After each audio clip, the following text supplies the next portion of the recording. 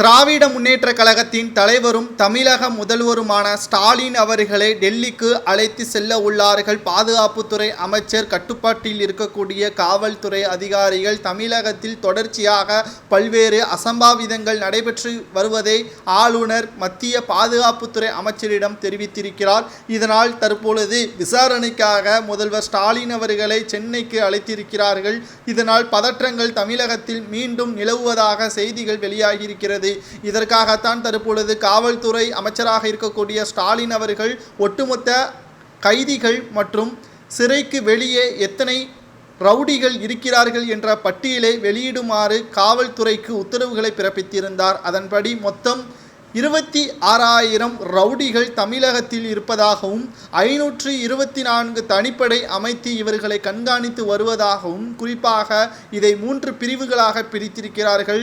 Group A, group B, group C என்று 3 பிரிவுகளாக பிரித்திருக்கிறார்கள். இதில் குரூப் ஏவில் மட்டும் 1200க்கும் மேற்பட்ட கைதிகள் இருப்பதாகவும், இவர்கள் கொலை கொள்ளை சம்பவங்களில் ஈடுபடக்கூடிய மிக முக்கியமான ரவுடிகளாக இருப்பதாக தெரிய வருகிறது. அதாவது தாதாக்கள் என்றும் அறிவிக்கப்பட்டிருக்கிறது காவல்துறை அதிகாரிகளால். குரூப் பிவில் இடம்பெற்றிருப்பவர்கள் கற்பழிப்பு, கஞ்சா கடத்தல் போன்றவைகள் இடம்பெற்றிருப்பதாக தகவல்களும் வெளியாகி இருக்கிறது. குறிப்பாக 3வது இடத்தில் இருக்கக்கூடியவர்கள் தான் அதிக அளவில் இடம்பெற்றிருக்கிறார்கள். குரூப் சியில் மொத்தம் 16,440க்கு மேல கைதிகள் இருப்பதாகவும், இவர்கள் ரவுடிகள் என்றும் கூறப்படுகிறது. இவர்கள் மாமூல், கட்ட பஞ்சாயத்து போன்ற சில்ற வேலைகளை செய்யக்கூடிய ரவுடிகளாக காவல்துறையினர்கள் பட்டியல்களை அறிவித்திருக்கிறார்கள். இந்த சூழ்நிலையில் தான் தமிழகத்தை பொறுத்தளவிற்கு ரவுடிகளது அராஜகமும் காவல்துறையினர் கட்டுப்பாட்டில் இருக்கிறார்களா, புதிய ரவுடிகள் உருவெடுத்திருக்கிறார்களா என்ற ஒட்டுமொத்த தகவல்களையும் தற்பொழுது காவல்துறையினர் தமிழகத்தில் உள்ள அனைத்து காவல் நிலையத்திற்கும் தெரியப்படுத்தியிருக்கிறார்கள்.